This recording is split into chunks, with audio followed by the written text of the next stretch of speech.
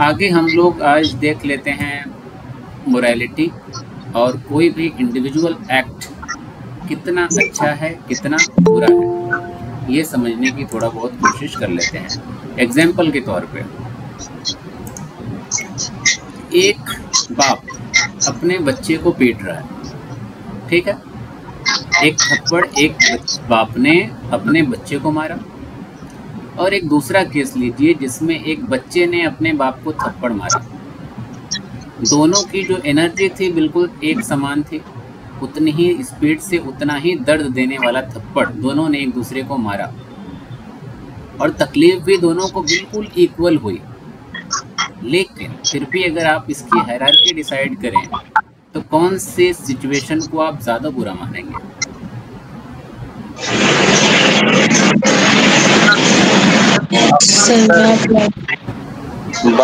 बेटे ने बाप को मारा, वही राइट। बेटे ने जो बाप को मारा वो ज़्यादा बुरा माना गया, क्योंकि हमने सिर्फ मार को नहीं देखा, मार के अलावा उसके आजू बाजू जितनी चीज़ें थी उसको भी हमने अपने कंटेक्स्ट में लिया।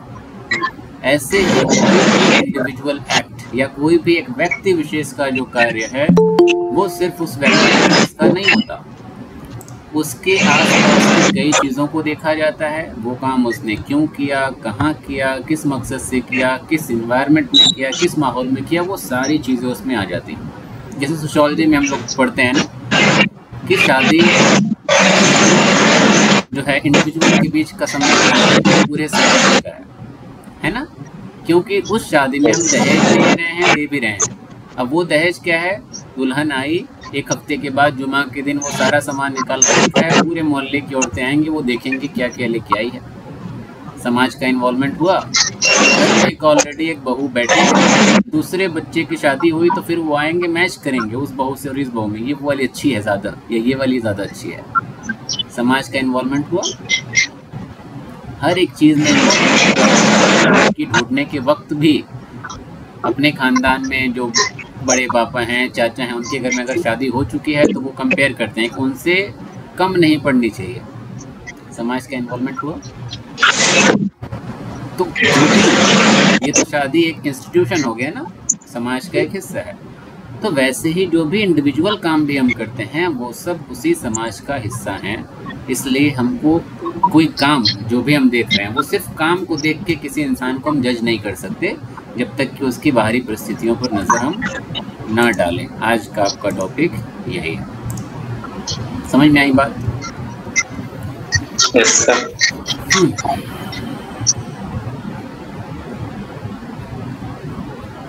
बाय द वे सारी इंपॉर्टेंट वैल्यूज़ वगैरह पढ़ा ही चुके हैं ना। एक आध वैल्यू हम बाद में भी पढ़ा देंगे, जैसे ट्रस्ट वगैरह बड़ी इंपॉर्टेंट चीज़ें हैं।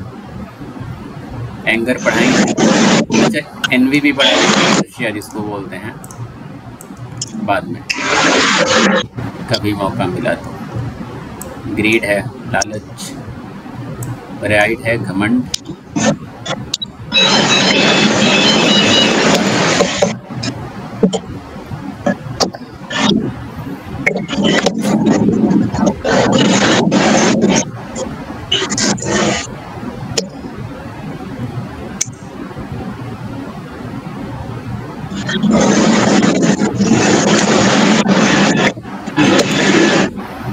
स्क्रीन दिख रही है?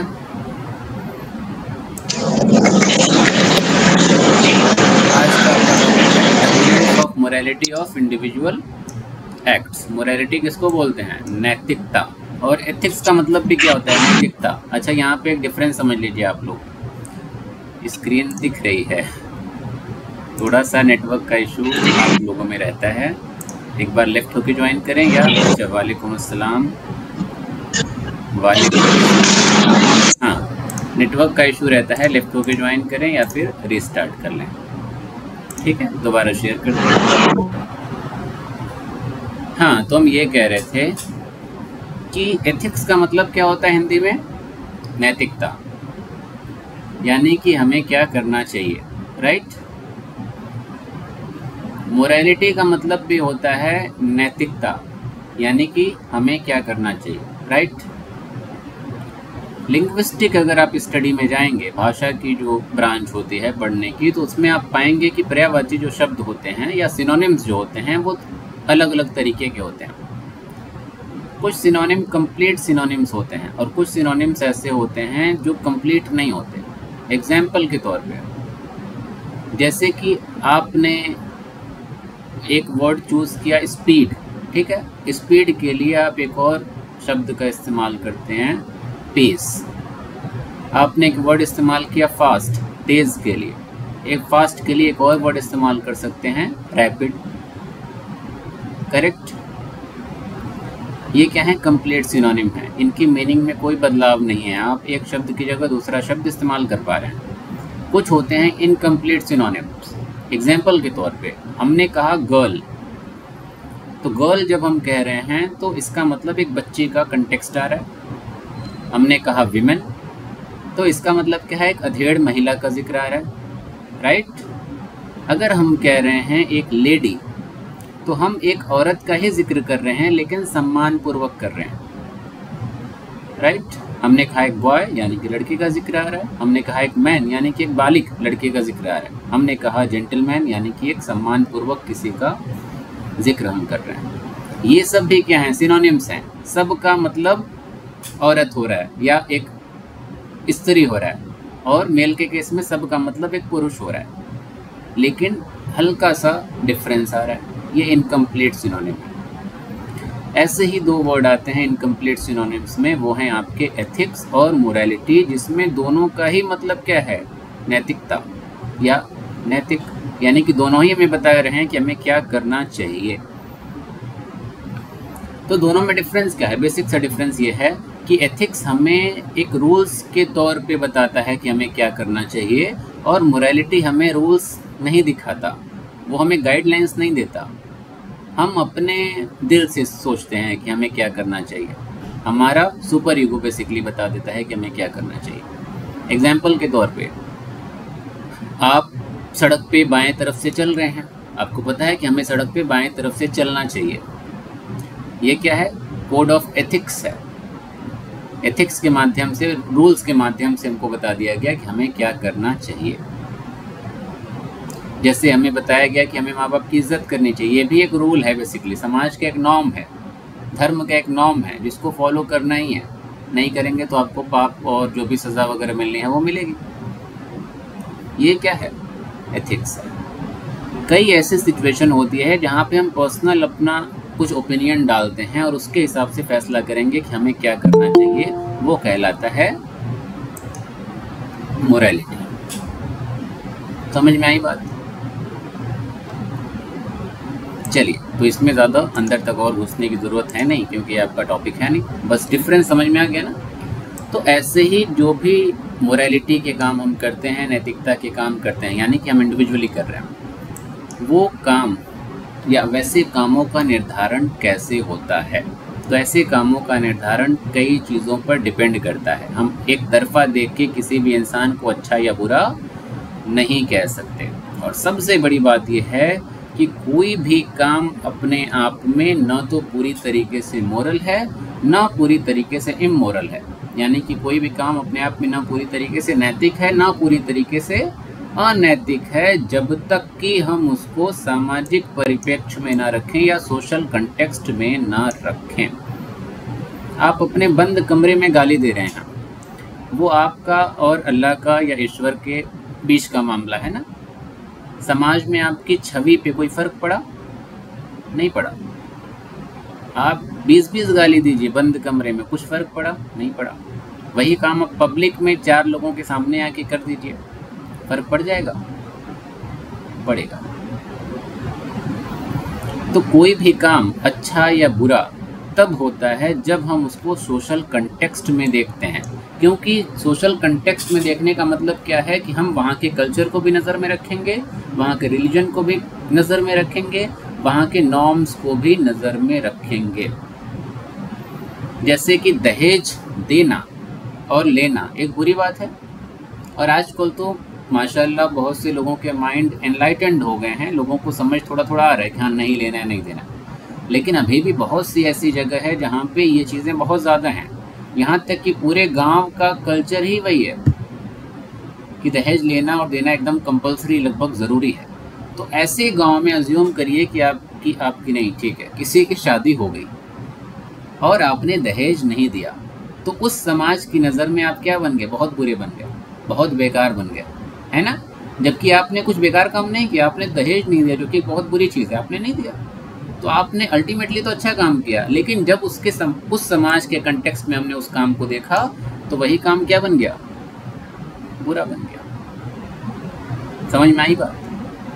और जो हम लोग कहते हैं कि 4 लोग क्या कहेंगे, ये सोचना भी कहाँ पे आ रहा है? वो भी सोशल कंटेक्स्ट में आ रहा है। कोई अच्छा काम करने जा रहे हैं और हम रुक जा रहे हैं कि 4 लोग क्या कहेंगे। तो जो अच्छा काम भी करने जा रहे हैं और फिर रुक जा रहे हैं 4 लोगों का सोच के, तो वो रुकावट भी कहाँ से आ रही है? उसी समाज से आ रही है, क्योंकि उस समाज के हिसाब से वो काम बुरा हो गया। समझ में आ रही बात? इसी तरीके से और भी कई सारे एग्जाम्पल्स ले सकते हैं, जैसे कि यूथेनेसिया। यूथेनेसिया का मतलब पता है?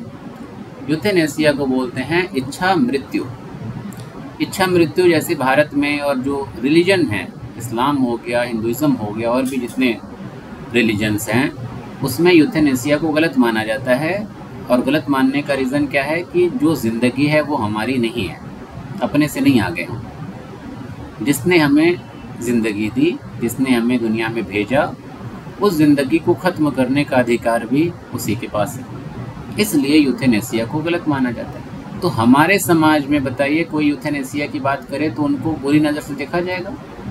लेकिन यूरोप में मान लीजिए आप चले जाइए, वहाँ पे यूथेनेसिया की इतनी बेहतर सुविधाएं हैं ना, कि वहाँ पे ऑप्शन भी रहेगा। आप जाइएगा ऐसे इंस्टीट्यूट में जो ये काम करवाते हैं, वहाँ पे पैकेज आपको देंगे कि बताइए एसी में बैठ के मरना चाहेंगे, या लटक के मरना चाहेंगे, या दवा खा के, खाना खा के मरना चाहेंगे। सारे ऑप्शन रहेंगे। और ऐसे भी ऑप्शन रहेंगे कि आप बैठे रहेंगे, बैठे बैठे आपकी चुपचाप जो है मौत हो जाएगी, वो पता भी नहीं चलेगा किसी को। तो इतनी सुविधाएं दे रहे हैं एक तरफ, और वहीं भारत में मान लीजिए, अच्छा भारत में भी कुछ केसेस में ये चीज़ें अलाउ की गई हैं, और अब तो समझिए कि अलाउ ही हैं लगभग, क्योंकि जैसे कुछ लोग वेंटिलेटर पे हैं, ठीक है। अब वेंटिलेटर पे है तो वो इंसान क्या है? जब तक वेंटिलेटर पे है वो चल रहा है, वेंटिलेटर से हटाते ही उसकी ज़िंदगी ख़त्म। और वो वेंटिलेटर पे है भी तो उसका वापस आने का कोई चांस नहीं, क्योंकि उसका ब्रेन डेड हो गया है, ठीक है। अच्छा देखिए, 2 वर्ड आता है, एक तो ब्रेन डेड, आपने सुना होगा, सुने कि नहीं, और एक होता है कोमा। कोमा में जब इंसान जाता है तो उसके चांसेस होते हैं कि वो वापस आ जाएगा इलाज से, या कोई चमत्कार हो गया। लेकिन ब्रेन अगर डेड हो गया तो वो धड़कन तो चल रही है, लेकिन वो भी किस वजह से चल रही है? वेंटिलेटर पे है, तो वो बस सुकून के लिए है, इंसान तसल्ली के लिए, हाँ वो हमारे साथ है। लेकिन वो समझिए कि एक मुर्दा इंसान है जिसके वापस आने का चांस है ही नहीं, और ऐसा आज तक हुआ भी नहीं है। तो ऐसे केस में लोग क्या करते हैं? इच्छा मृत्यु की बातें करते हैं। या परिवार वाले ही, मान लीजिए कोई बहुत गरीब है तो वेंटिलेटर पे वो बेचारा पड़ा हुआ है, जिंदा होने ही वाला नहीं, तो बस दवाएं चल रही हैं, एक रोज़ का खर्च जा रहा है। तो ऐसे में एक डायलेमा आता है वैसी फैमिली में कि वो पैसे बचा के शायद और अपने बच्चों का भविष्य बना सकते हैं। क्यों एक ऐसे बुजुर्ग पे पैसा खर्चा करना है जो वापस आने ही वाला नहीं? ये हम नहीं कह रहे हैं, उनकी सिचुएशन बता रहे हैं, ठीक है। तो ऐसी कुछ कंडीशंस में यूथेनेसिया या परिवार वालों की सहमति से मौत देने की बातें की जाती हैं, इंजेक्शन के माध्यम से या किसी और माध्यम से। तो यूथेनेसिया भी एक ऐसा एक्ट है, एक ऐसा काम है जो किसी समाज की नज़र से आप देखेंगे तो एक अच्छा माना जाता है, लेकिन किसी समाज की नज़र से आप देखेंगे तो वही काम बहुत बुरा माना जाएगा। उसमें भारत में की सोसाइटी जो है, या जो एशियन रिलीजन्स है, उसमें जनरली यही होता है कि जिस माँ बाप ने आपको पढ़ा लिखा के इतना सब कुछ करके बड़ा किया, हम उसको कैसे मार सकते हैं? बात सही भी है, लेकिन वेस्टर्न कंट्रीज़ में ऐसी चीज़ें, ऐसी चीज़ों को लेकर सोच अलग है। इसके अलावा जैसे कज़न मैरिज की बात हम कई बार किया, हिंदुइज्म में कज़न मैरिज अलाउ नहीं है, जो है मुस्लिम में अलाउ है। अच्छा हिंदू मुस्लिम भी छोड़ दीजिए, समाज की ही बात कर लेते हैं, ठीक है। नॉर्थ इंडिया में यूपी हो गया, बिहार हो गया, जो है हिमाचल हो गया, पंजाब हो गया, राजस्थान हो गया, मध्य प्रदेश और महाराष्ट्र भी ले लीजिए। ये जो एरियाज़ है, उत्तराखंड सबसे इम्पॉर्टेंट, ये जो एरियाज़ हैं, यहाँ पे हिंदू मैरिजेस जो होती हैं उसमें कज़न मैरिज अलाउ नहीं होती, बहुत बड़ा पाप माना जाता है। लेकिन आप साउथ इंडिया चले जाइए, केरला चले जाइए, तमिलनाडु चले जाइए, आंध्रा चले जाइए, कर्नाटका चले जाइए, वहाँ पे कज़न मैरिज अलाउ है उसी हिंदू परिवार में। क्यों अलाउ है? क्योंकि वहाँ का समाज उसको बुरा नहीं मान रहा है। तो आप यहाँ रह के शादी करिए तो आपकी थूथू होगी, वहाँ रह के आप जाके शादी करेंगे तो कोई बात नहीं, एकदम बढ़िया सी नॉर्मल है सारी चीज़ें। समझ में आई बात? तो एक मैसेज आपको क्या मिला कि कोई भी इंसान कोई काम कर रहा है तो सिर्फ उस काम को देख के हम जज नहीं कर सकते, क्योंकि ज़रूरी नहीं कि जो हम देखें सुने वो हमेशा सच हो। कहावत है ना। तो ऐसे ही किसी भी इंडिविजुअल एक्ट को जब भी हम देखें तो उसके आजू बाजू की सारी चीज़ों पे एक बार नज़र घुमा लेनी चाहिए। समझ में आई बात? इसके अलावा और भी कई केसेस में ऐसी चीज़ें आपको दिखाई दे सकती हैं, चाहे वो लीगल बात हो या सोशल एक्सेप्टेंस की बात हो। जैसे चाइल्ड मैरिज की बात ले लीजिए। चाइल्ड मैरिज आज भी राजस्थान के बहुत से इलाके में आप जाएंगे, छोटे छोटे बच्चों की शादियां होती हैं, 8-8 साल के बच्चे की शादी हो जाती है। उनके समाज के हिसाब से वही चाइल्ड मैरिज क्या है, ज़रूरी है, लेकिन कानून के हिसाब से क्या है, बहुत बुरी बात है। तो यहाँ पे भी डिफरेंस है ना। एक कानून की नज़र में या कानून के मानने वालों के लिए वही काम बहुत बुरा है, और वहीं कुछ लोग उसी समाज के रहने वाले हैं, उनके हिसाब से चाइल्ड मैरिज बहुत अच्छी चीज़ है और लेट शादी करना बहुत बुरा है। इसी तरीके से ट्रिपल तलाक का जो केस आया, सुप्रीम कोर्ट कह रहे हैं, पार्लियामेंट ने कानून पास कर दिया कि ट्रिपल तलाक जो है नहीं हो सकता, और जो मुस्लिम समाज है या शरीयत का जो कानून है उसके हिसाब से तो ट्रिपल तलाक हो सकता है। तो मुसलमान के हिसाब से वो ट्रिपल तलाक क्या है, नॉर्मल बात है, सही है, उसमें कुछ गलत नहीं है। लेकिन कानून के हिसाब से वही ट्रिपल तलाक क्या हो गया, बहुत बुरी बात है। समझ में आई बात? इसके अलावा हिस्टोरिकल या सिचुएशनल केस में भी ऐसी चीज़ें हो सकती हैं। किसी इंसान को हम जाएं, रोड पे जाएं, किसी को ऐसे ही थप्पड़ मार दें या चाकू मार दें, मर्डर हुए हम? बिल्कुल हुए। लेकिन अज्यूम करिए कि ऐसे ही हम रोड पे जा रहे हैं और कोई इंसान हमको मारने के लिए आ रहा था, हमको ऐसा आभास हुआ और खुद की जान बचाने के लिए हमने उसको मार दिया, तो फिर वो मेरा मारना भी क्या हो जाएगा, जायज़ हो जाएगा, होगा ना। और उसको उतनी नफ़रत की निगाह से नहीं देखा जाएगा सिचुएशन की वजह से। तो ये सारी चीज़ें मायने रखती हैं। इसलिए आप मतलब कभी भी किसी की मोरालिटी को अगर आप जज करने जाएँ तो सबसे पहली चीज़ क्या चेक करें, उसका कंटेक्स्ट क्या है। दूसरी चीज़, द एक्ट इटसेल्फ। कई बार कंटेक्स्ट तो ठीक है, काम भी अपने आप में बता देता है कि वो काम कैसा है, उस काम का या उस एक्ट का नेचर क्या है। एग्जाम्पल के तौर पे आप किसी को ब्लड डोनेट कर रहे हैं, तो क्या इसमें तर्क वितर्क की ज़रूरत है कि ये अच्छा काम है कि बुरा काम है? या फिर क्या ऐसा हो सकता है कि आप यूपी में जाएंगे तो कहेंगे कि हाँ अच्छा काम है, केरला में जाएंगे तो कहेंगे बुरा काम है? मुमकिन है? नहीं। या हिंदू समाज में जाएंगे तो कहेंगे अच्छा काम है, मुस्लिम में जाएंगे तो कहेंगे बुरा काम है? नहीं। ये इसका नेचर ही ये काम का ऐसा है कि कोई भी आंख बंद करके बता देगा कि नहीं ये बहुत मोरल काम है, बहुत नैतिक काम है। और कुछ काम ऐसे होते हैं जो अपने आप में ही बताते हैं कि नहीं हम जो है बहुत बुरे हैं। एग्जाम्पल, चोरी करना, डाका डालना, ये सारी चीज़ें क्या हैं, किसी भी सिचुएशन में एक्सेप्टेबल नहीं है। हाँ, कोई अपनी भूख मिटाने के लिए भी चोरी कर रहा है तो उसकी सिचुएशन पे हम जो है सहानुभूति दिखा सकते हैं, लेकिन उस एक्ट के लिए कोई सहानुभूति नहीं है। चोरी करना तो चोरी है, राइट। तो कुछ काम इस तरीके से भी हम क्लियर कट डिफाइन कर सकते हैं जिसमें कोई किंतु परंतु नहीं है। और जो ऐसे काम होते हैं ना, उसमें क्लियर कट तुरंत फैसला लिया जा सकता है, उसमें समाज का या 4 लोगों का मुंह देखने की बिल्कुल भी ज़रूरत नहीं है। लेकिन कुछ काम क्या होते हैं, न्यूट्रल होते हैं या कंटेक्चुअल होते हैं, उसमें कन्फ्यूजन होती है। तो इसमें और भी फैक्टर्स इन्वॉल्व करने पड़ते हैं। जैसे कि झूठ बोलना जनरली क्या है, बुरी बात है, लेकिन किसी की ज़िंदगी बचाने के लिए हम झूठ बोल दें तो वो झूठ क्या है, जायज़। या कुछ ऐसे बहुत कंट्रोवर्शियल मुद्दे होते हैं जहाँ पे अलग अलग जो है मतभेद होते हैं लोगों के, तो इसमें भी हम क्लियर कट फैसला नहीं ले पाते। हालांकि डिओंटोलॉजी और टेलियोलॉजी के हिसाब से हम क्लियर फैसला ले पाते हैं। एग्जाम्पल के तौर पे फ्रांस में एडल्ट्री एक सही काम है, गलत नहीं माना जाएगा, यानी कि एक शादीशुदा मर्द या औरत या कोई भी किसी से कभी भी संबंध बना सकता है फ्रांस में, ठीक है, क्योंकि वहाँ का सेकुलरिज्म अलग है। अब यही आप ईरान में चले जाइए, तो ईरान में ऐसा होगा? क्यों नहीं होगा? क्योंकि वहाँ पे शरीयत है। तो ये ऐसी चीज़ है जिसमें दुनिया भर में आजकल इश्यूज चल रहे हैं। अब तो भारत में भी ये चीज़ें जायज़ कर दी गई हैं कि कोई जो है शादी बाद भी अगर कोई महिला किसी के साथ है तो उसमें जो है वो तलाक की वजह नहीं होगी, तो वो भी बेसिकली एडल्ट्री को उन्होंने अलाउ कर दिया। तो ये सारी चीज़ें कंटेक्चुअल हैं और दुनिया में इसको लेके बड़ा मतभेद है, अलग अलग जो है इश्यूज चलते रहते हैं, तो इसलिए एडल्ट्री को भी कंटेक्चुअल एक्ट में डाला जाता है। लेकिन अगर टेलियोलॉजी और डीओंटोलॉजी के हिसाब से हम जाएँ तो उसमें तो क्लियर कट हो गया ना कि एडल्ट्री एक बुरी बात है, क्योंकि डीओंटोलॉजी यानी कि हम अपना कल्चर और रिलीजन देखेंगे, और कोई भी कल्चर और रिलीजन एडल्ट्री को तो पूरी तरीके से प्रोहिबिट करता है कि हाँ ये पाप है, गुनाह है या एक सिन है, राइट। उस कंटेक्स्ट में हम क्लियरली डिफाइन कर पाते हैं कि हाँ ये क्या है। लेकिन जो आजकल मॉडर्निज्म आ गया, उस मॉडर्निज्म के चक्कर में ये भी एक न्यूट्रल एक्ट में फंस के रह गया, ठीक है। तो दूसरी चीज़ आपको क्या देखनी है कि हाँ वो काम कैसा है, उस काम के हिसाब से हम उसको अच्छा या बुरा कह सकते हैं। तीसरी चीज़ कि काम करने वाला है कौन, जो एक्टर या डूअर कौन है। जैसे अभी हम एग्जाम्पल दिए शुरू में कि एक बाप अपने बच्चे को मार रहा है और एक बच्चा अपने बाप को मार रहा है। इसमें आपने कहा कि जो बच्चा अपने बाप को मार रहा है वो ज़्यादा बुरा है, राइट। कैसे हमने कहा?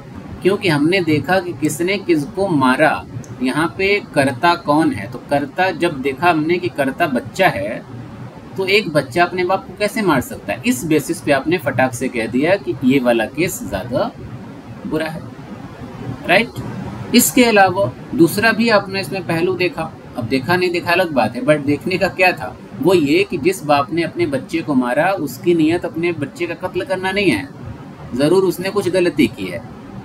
तो बाप का इंटेंशन अच्छा था, उस इंटेंशन की वजह से भी और बाप के ओहदे की वजह से भी, दोनों वजह से बच्चे का पीटना जायज़ हो गया। समझ में आई बात? तो एक्टर के केस में या जो करता है उसके केस में हमें पहली चीज़ यही देखनी है कि जो काम वो किया है उस काम के पीछे मकसद क्या था।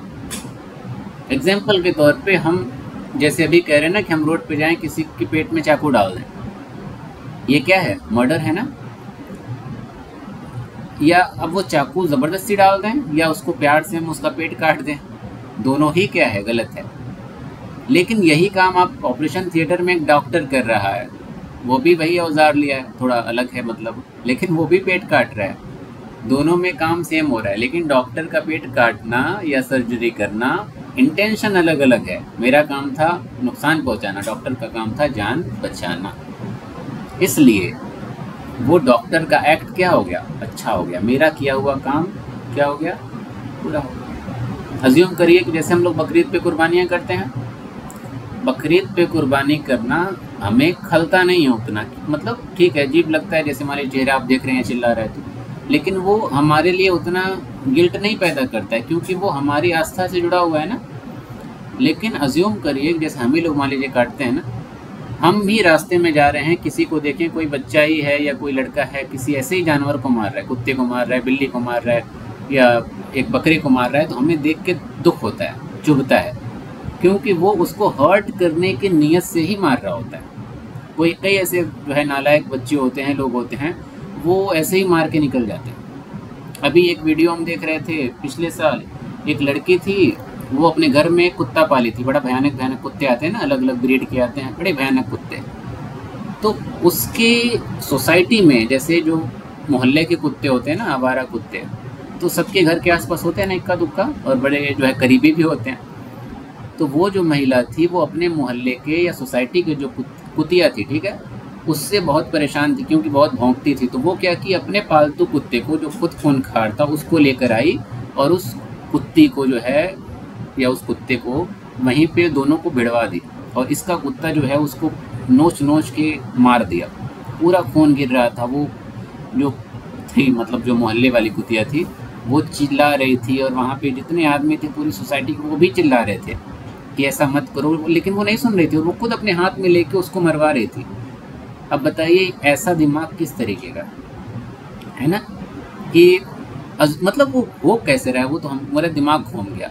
ऐसे ही एक और था, एक आदमी था, वो जा रहा था रास्ते में से कहीं से जा रहा था, उसने देखा कि एक बिल्ली वहाँ पे बिल्कुल प्यारी सी बिल्ली ऐसे गोल घूम के सोई रहती है ना, वैसे ही सोई थी।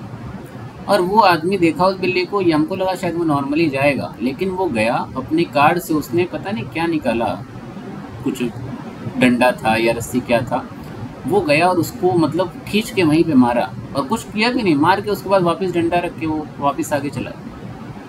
एक और ऐसा ही एक्ट था, ये सारे सीसीटीवी फुटेजेस की वीडियो बता रहे हैं, कोई एक्टिंग वगैरह नहीं थी।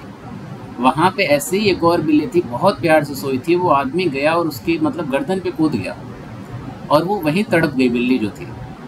ये सारे काम जो किए जा रहे हैं ये इंटेंशनल हैं, और ऐसे जो इंटेंशनल काम किए जा रहे हैं वो बहुत बुरे हैं। इंसान सोच ही नहीं रहा है कि वो कर क्या रहा है ना।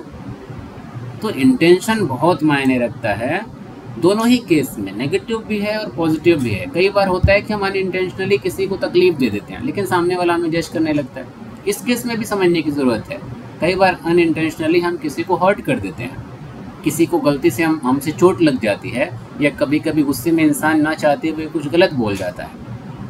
तो यहाँ पे भी हमें समझने की ज़रूरत है कि इंटेंशन सामने वाले का बुरा नहीं था। अगर इंटेंशन बुरा नहीं था तो हमें माफ़ कर देना चाहिए, चाहे वो 10 बारी क्यों ना हो रहा, समझ रहे हैं। लेकिन अगर इंटेंशन से काम किया जा रहा है तो हमें वहाँ पे थोड़ा स्ट्रिक्ट रहने की ज़रूरत है। जैसे एक स्टोरी हम सुनाए भी थे, प्रॉफिट मोहम्मद में पीस बी अपॉन हिम, उनके पास एक यहूदी आया और मर्डर करने के लिए बेसिकली आया था। तो वो पकड़ा गया, तो उसने बाद में रोना धोना शुरू किया कि नहीं जो है मेरे बीवी बच्चे हैं, बर्बाद हो जाएंगे वगैरह वगैरह। तो हुजूर सल्लल्लाहु अलैहि वसल्लम ने उनको छोड़ दिया कि ठीक है, बीवी बच्चों का हवाला दे रहे हो, जाओ, माफ़ किया। फिर दोबारा आया वो, और फिर से नीयत क्या थी, वही थी। इस बार फिर से वो रोना धोना शुरू किया कि नहीं मेरे बीवी बच्चे हैं, फलाना ढिमकाना। हुजूर सल्लल्लाहु अलैहि वसल्लम ने कहा नहीं, इस बार नहीं, इस बार माफ़ी नहीं मिलेगी, क्योंकि अब इस बार माफ़ करेंगे तो दोबारा आके तुम वही हरकत करोगे। क्योंकि इंटेंशन बुरा था ना, अनइंटेंशनली नहीं काम हो रहा था, इंटेंशन बुरा था। अब इंटेंशन बुरा है तो आपका काम करना और न करना दोनों बराबर हो गया। एक इंसान आपका मर्डर करने आ रहा है, आपको पीटने आ रहा है, या आपके खिलाफ कोई भी काम करने आ रहा है और वो बाई चांस नहीं कर पाया, तो भी माफ़ी के लायक नहीं। अरे करने तो आए थे ना, मौका नहीं मिला बस। तो मौका नहीं मिला तो इसका मतलब अगली बार भी करोगे। इसलिए कोई भी काम हो रहा है तो उसमें इंटेंशन देखें। अगर इंटेंशन है तो वहाँ पे हम रिजिड फैसला ले सकते हैं। अगर इंटेंशन गलत नहीं था, गलती से कुछ इंसान गलत काम कर गया, तो वहाँ पे हमें माफ़ कर देना चाहिए और सामने वाले को समझना चाहिए। समझ में आई बात। इसके अलावा कई बार ज्ञान की या अवेयरनेस की कमी से भी इंसान कुछ गलत काम कर बैठता है ना। इंसान को सही रास्ता नहीं बताया गया। ये छोटे छोटे बच्चे होते हैं, छोटे छोटे बच्चे बहुत कुछ सीख जाते हैं मोबाइल फ़ोन से, या मोहल्ले में रहते रहते छोटी मोटी चोरियां कर लेते हैं। घर में ही माँ बाप ने जहाँ पैसे रखे हैं थोड़ा सा पैसे निकाल के जाके चॉकलेट वगैरह खा जाते हैं। ये सब काम क्या है, अनअवेयरनेस की वजह से हैं, या नॉलेज की कमी की वजह से हैं, या उन्हें सही रास्ते नहीं दिखाए गए। तो ऐसे काम की भी माफ़ी हो सकती है, राइट। मतलब इंसान समझा के माफ़ कर दे। इसके अलावा ज़ूम करिए कि आपको गलती से कोई इंसान कुछ गलत चीज़ दे रहा है, जैसे आप दवा लेने जा रहे हैं, या कई बार हम लोग होते हैं ना बगल से सामान लेके आते हैं किराने की दुकान से, तो कुछ एक्सपायरी सामान होते हैं, और एक्सपायरी सामान हम लेकर आए और खोलने के बाद हमको दिखा रही है तो एक्सपायर। तो क्या करेंगे, हम जाके लड़ेंगे? नहीं लड़ेंगे, क्योंकि उसने बिना जाने हुए दे दिया, उसको नॉलेज नहीं थी। हाँ, अगर नॉलेज के बाद भी उसने चिपका दिया कि चलो निकल जाएगा मेरा माल, तो गलत है। बिना जाने उसने दे दिया तो क्या हम उसको कहेंगे कि अरे नहीं तुम हमको मारना चाहते थे? बिल्कुल नहीं। ये क्या है, गलत तरीका है। हालांकि इस पर भी कई लोग लड़ जाते हैं, ज़बरदस्ती लड़ जाएंगे, नहीं तुमने जानबूझ के किया, ये किया वो किया, बहुत बवाल कर देते हैं। जैसे ऑटो वाले आजकल जो बैटरी वाला आ गया ना, बहुत ज़्यादा चलते रहते हैं। तो कई बार होता है कि इधर उधर बाइक से ना कहीं टच कर जाते हैं, हम भी जाते हैं, कोई ना कोई टच करके निकल जाता है, कोई ऑटो वाला। तो कई लोग इस पे लड़ जाते हैं, वहीं बीच सड़क पे अपनी बाइक रोक देंगे, पीछे 50 बाइक खड़ी है, 50 ऑटो वाले खड़े हैं, लेकिन वो बीच में कॉलर पकड़ के रोक के रहेगा, कैसे टच कर दिए, देखो ये टूट गया वो टूट गया। 50 रुपये की लाइट के लिए बैठ के गाली गलौज कर रहे होते हैं। ये भी तो हो सकता है, ठीक है गलती से हो गया तो हो गया, जानबूझ के भी कुछ, अच्छा जानबूझ के करते नहीं हैं, क्यों जानबूझ के कोई ठोकेगा? तो ऐसी चीज़ों में इंसान को माफ़ कर देना चाहिए कि हाँ ठीक है, जानबूझ के नहीं हुआ, कोई बात नहीं। तो इससे भी हम उसकी मोरालिटी का अंदाज़ा लगा सकते हैं। इसके अलावा फ्री विल है कि फोर्स्ड एक्शन है। जैसे कि कई बार होता है कोई इंसान फोर्स की वजह से कोई काम करता है, कई बार होता है ब्लैकमेलिंग की वजह से कोई काम करता है कि तुम मेरा ये काम करो, अगर नहीं किए तो फिर हम ये कर देंगे। तो कई बार इंसान इस ब्लैकमेलिंग की वजह से अनएथिकल काम या नॉन मोरल काम करने के लिए मजबूर हो जाता है। जैसे एक बैंक है, बैंक में कैशियर बैठा है, अचानक उसके बगल में कोई एक आदमी आया, उसने एक बंदूक उसके सर पे रख दी, बोला कि जितना पैसा है बैंक से खाली करवा के इस झोले में डाल दो। तो कैशियर क्या बोलेगा अपनी जान बचाने के लिए कि ठीक है, अपने कर्मचारियों को बोलेगा कि सारे पैसे इसको दे दो, और वो लुटेरे बैंक लूट के चले गए। क्या इसमें कैशियर की गलती है? नहीं है, क्योंकि फ्रीडम ऑफ विल कैशियर के पास नहीं था, वो तो मजबूर था, वो एक फोर्स्ड एक्शन था। तो ऐसे एक्शन को भी हम गलत नहीं बोल सकते। इसके अलावा तीसरी और सबसे इम्पोर्टेंट चीज़ है कि एक्टर का या जो भी कांड कर रहा है या गलत काम कर रहा है उसका बैकग्राउंड क्या है। पहला, एज ऑफ इंडिविजुअल, उसकी एज क्या है जिसने वो काम किया है। जैसे हम स्टोरी बता रहे थे ना कि पिछले महीने 2 महीना पहले की स्टोरी है, 12-13 साल के बच्चे थे, दे वर हैविंग सेक्स, ठीक है। तो 12-13 साल के बच्चे अगर वो काम कर रहे हैं तो उसमें वो उतना ज़्यादा बुरा नहीं माना जाता, मतलब काम तो बुरा है लेकिन सोशल कंटेक्स्ट में बुरा नहीं माना जाएगा, क्योंकि वो बच्चे तो ना समझते, वो ऐसे रास्ते पे गए क्यों, उसके लिए ज़्यादा जिम्मेदार माँ बाप हो गए और समाज हो गया, राइट। अगर वही बालिग होते, मैच्योर होते तो 100% उन्हीं की गलती होती, क्योंकि उनके पास समझ थी, फिर भी उन्होंने गलत रास्ता चुना। तो एज क्या है उस बच्चे की या उस इंसान की, उसके हिसाब से भी हम मोरालिटी का अंदाज़ा लगा सकते हैं। छोटा सा ऐसे एक वीडियो था, उसमें बच्चे ने माँ ने बच्चे को मना किया कि वीडियो गेम मत खेलो, ऐसे कुछ था, फ़ोन से रिलेटेड ही था। वो बच्चा उठा और बैट था या क्या था, उससे मार दिया अपने माँ के सर पे और वहीं पे डेथ हो गई। तो क्या वो बच्चा इक्वली उतना ही पनिशेबल है जितना कि जो है मैच्योर आदमी? एक मैच्योर आदमी की सज़ा अलग होगी, उस बच्चे की सज़ा अलग होगी। इसके अलावा जेंडर क्या है उस आदमी का, जेंडर के हिसाब से भी कई बार काम अच्छा और बुरा ज़्यादा हो जाता है। एक लड़का सिगरेट पी रहा है, मे बी समाज उसको नॉर्मल ले, या कोई अच्छी फैमिली से है तो समाज उसको भी बर्दाश्त नहीं करता, मतलब फैमिली वाले। लेकिन अगर एक लड़की पी रही है तो समाज उसको और ज़्यादा बुरी नज़र से देखेगा, देखता है। एक लड़का बाहर घूम रहा है 12 बजे तक बिना वजह का अय्याशी कर रहा है, एक लड़की 10 बजे तक घर से ही बाहर किसी काम से ही आई, तो समाज उसके ऊपर 4 बातें कहेगा, उसको गलत जो है निगाह से देखेगा।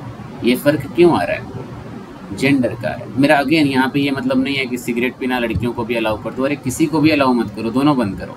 किसी को भी देर तक क्यों घूमना, दोनों ही बंद करो, ये मेरा सेंस है। बहरहाल तो जेंडर की वजह से भी कई बार समाज किसी काम को कम अच्छा या ज़्यादा अच्छा, कम बुरा या ज़्यादा बुरा डिसाइड करता है। इसके अलावा फैमिली बैकग्राउंड, कि वो किस तरीके की फैमिली से बिलोंग कर रहा है।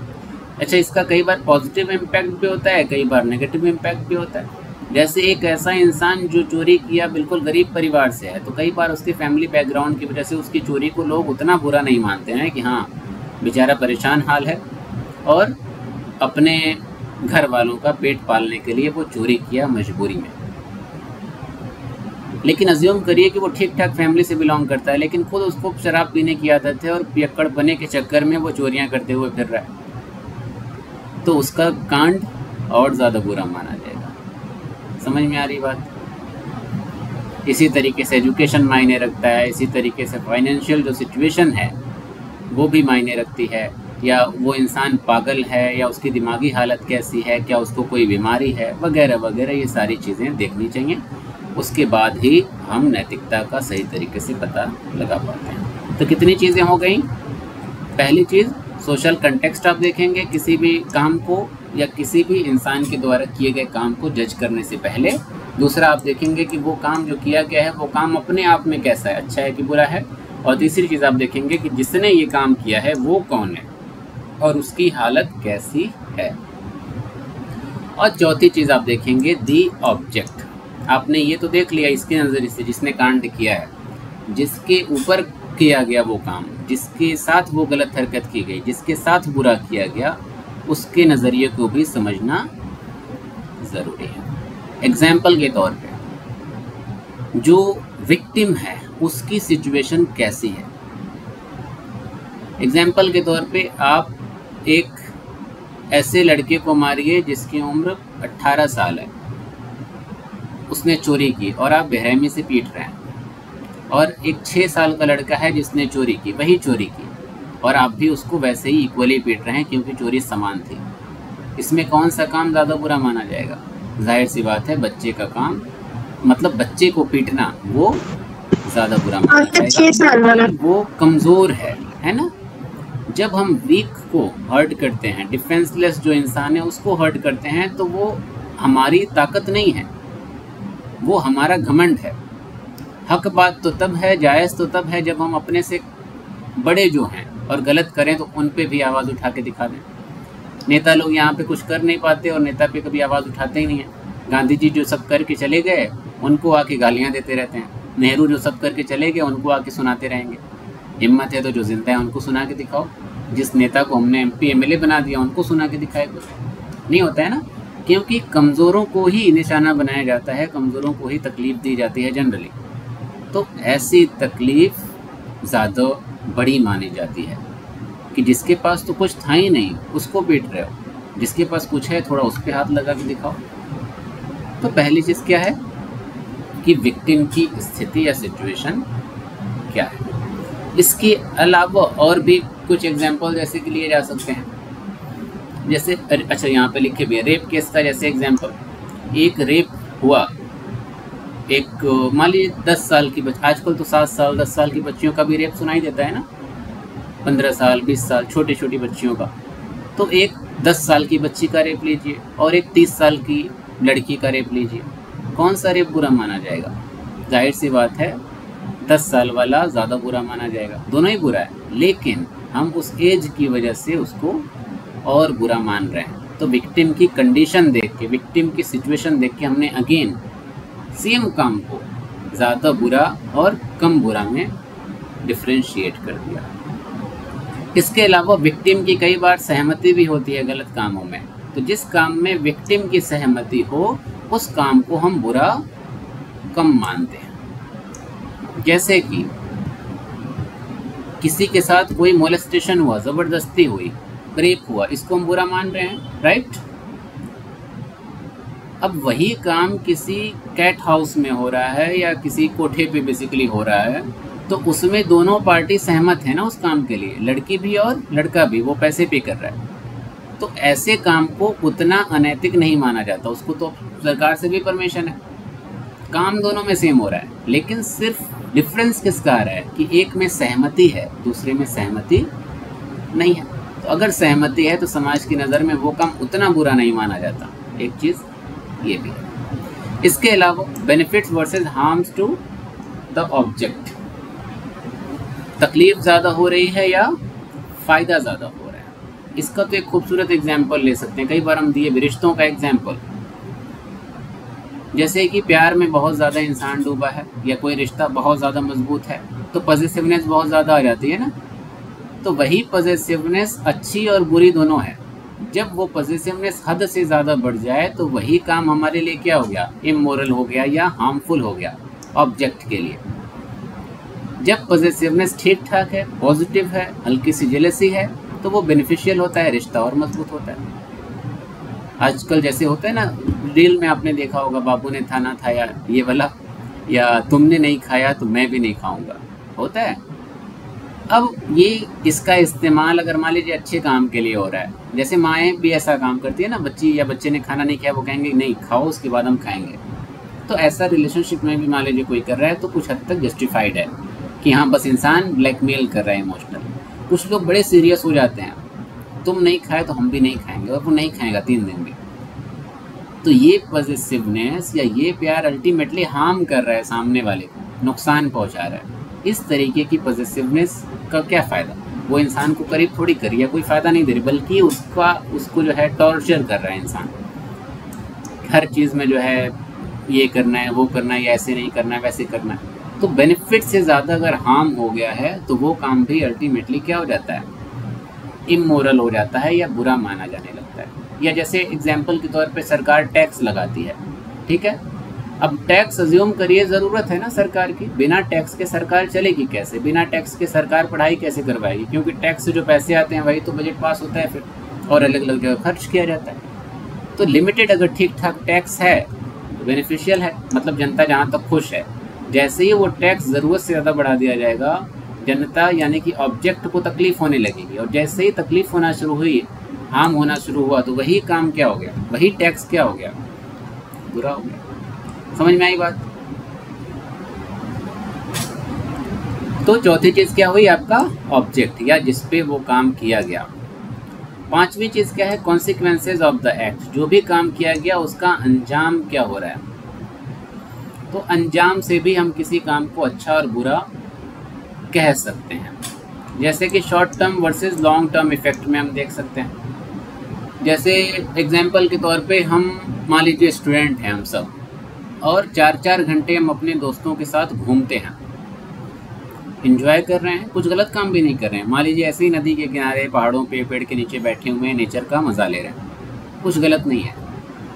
लेकिन as a student long term में अगर हम देखें कि डेली 4 घंटा जाके पेड़ के नीचे बैठ रहे हैं या घूम रहे हैं या इधर उधर टाइम पास करें, तो लॉन्ग टर्म में वही बैठना हमारे लिए क्या कहलाएगा, बहुत बुरा कहलाएगा, क्योंकि उसका परिणाम अच्छा नहीं होगा। वो 4 घंटा जो हमने वेस्ट किया वो कहीं और इस्तेमाल हो सकता था ना, महीने में, हफ्ते में 1 दिन करे, इंसान समझ में आता है। वो रोज़ ही बिना वजह उतना वेस्ट हो रहा है। तो एक टुकड़े में आप देखेंगे तो वो काम बिल्कुल नॉर्मल है, जस्टिफाइड है, लेकिन लॉन्ग टर्म में वही काम बहुत ज़्यादा बुरा हो गया। ऐसे ही किसी के साथ रेप हुआ, रेप होने के बाद 1 महीने में उसको अदालत से न्याय मिल गया, जस्टिस मिल गया, लेकिन लॉन्ग टर्म में वो रेप इतना हल्का नहीं था कि हाँ रेप हुआ, रेपिस्ट पकड़े गए, कोर्ट ने फैसला सुना दिया, उनको टांग दिया गया। नहीं, उस रेप के बाद उस विक्टिम पे कितना असर हुआ, उसकी कितनी ज़िंदगी आगे खुशी से गुजरेगी भी कि नहीं गुजरेगी, उसकी शादी होगी कि नहीं होगी, समाज में उसको 8 लोग गलत निगाह से देखेंगे,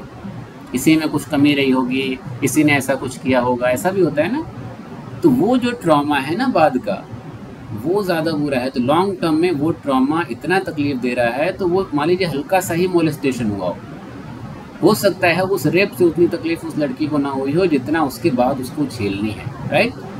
तो उस झेलने के कंटेक्स्ट में वही रेप बहुत बुरा हो गया, परिणाम क्योंकि ज़्यादा बुरा हो रहा है। तो परिणाम से भी हम एक्ट या काम का अंदाज़ा लगा सकते हैं। इसके अलावा इंडिविजुअल वर्सेस कलेक्टिव इम्पैक्ट की बात है कि किसी काम से सिर्फ एक इंसान को फ़ायदा हो रहा है या कई लोगों को फ़ायदा हो रहा है, या किसी एक काम से सिर्फ एक इंसान को नुकसान हो रहा है या कई लोगों को नुकसान हो रहा है।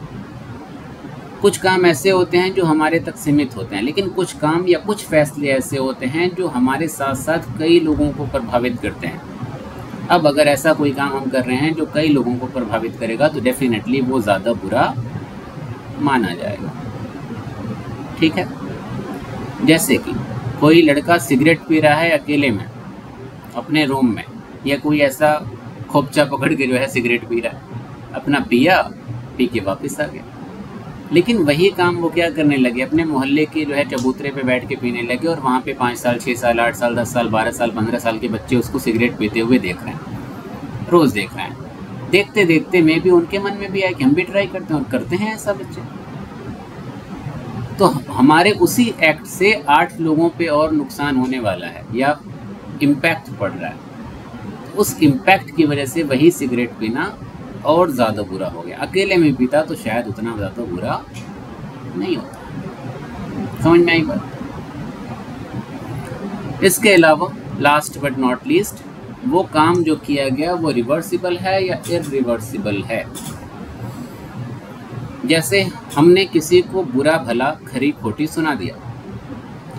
बुरा भला खरी खोटी सुनाना उतनी बड़ी बात नहीं है, क्योंकि इंसान माफ़ी मांग लेगा, अपनी गलती को सुधार लेगा, रिश्ते को सही कर लेगा, ये काम उतना बुरा नहीं होगा।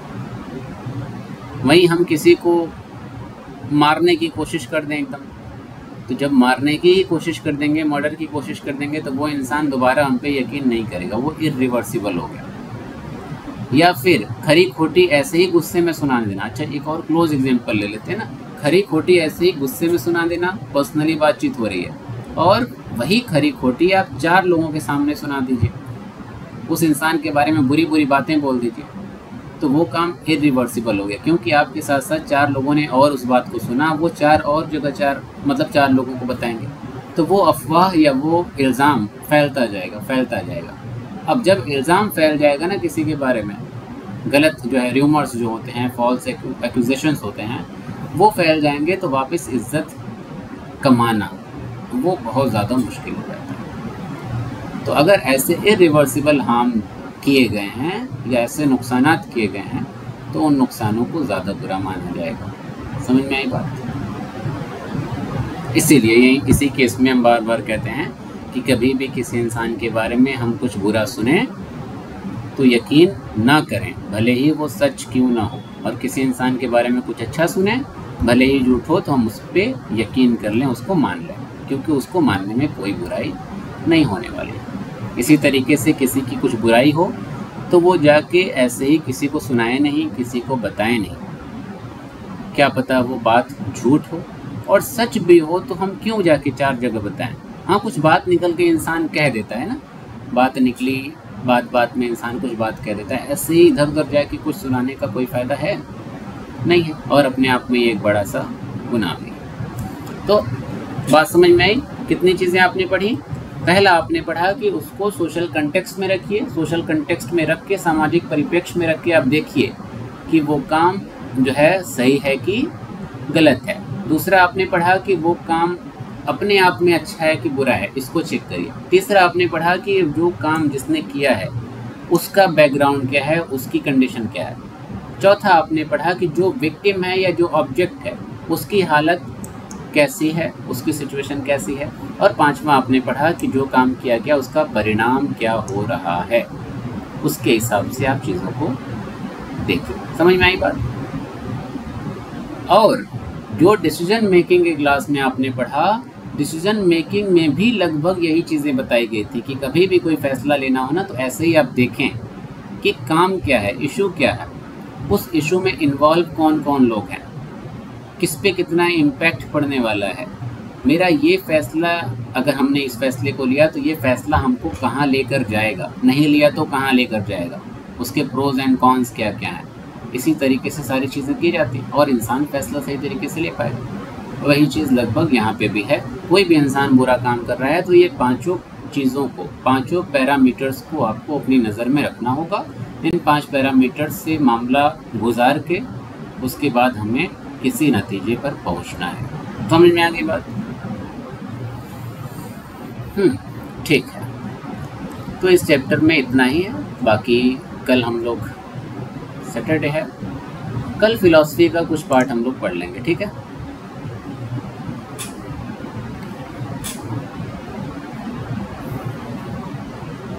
सर मेरे पास क्वेश्चन है। क्या कह रही हैं? सर मेरे पास क्वेश्चन है। क्वेश्चन है, पूछिए। सर आपने कहा था ये डिसीजन मेकिंग पे कट रही है। हेलो, हाँ तेज बोलिए थोड़ा सा। हेलो, बोलिए। जैसे कि आपने कहा था ना डिसीजन मेकिंग में क्या सही है क्या गलत है, ये सब चीज सोच के फिर डिसीजन लेना, और आपने ये भी कहा था कि इसका शॉर्ट टर्म में और लॉन्ग टर्म में क्या इम्पैक्ट पड़ेगा, वो सब चीज को लेफ्ट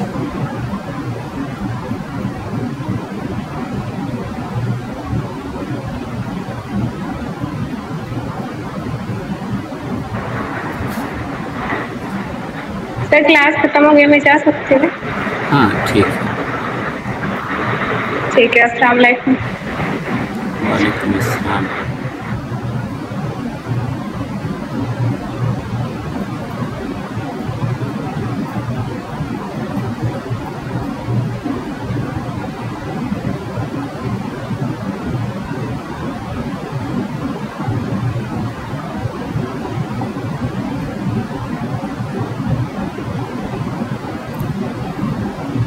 किसी का और कोई क्वेश्चन है तब तक?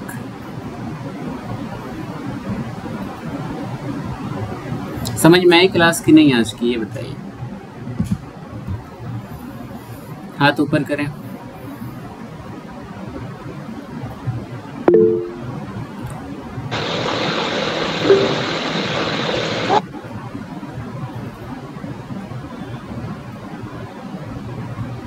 अरे कैलेंडर वाला भूल जाते हैं हम। असल में इतना आजकल टाइम बिजी चल रहा है, एक बार ना मैसेज करके याद दिला दीजिएगा। मैसेज रहता है तो याद रहता है। एक बार मैसेज कर दीजिएगा व्हाट्सएप पे, आज ही रात में कर दीजिएगा, कल कर दीजिएगा, इंशाल्लाह कल पक्का।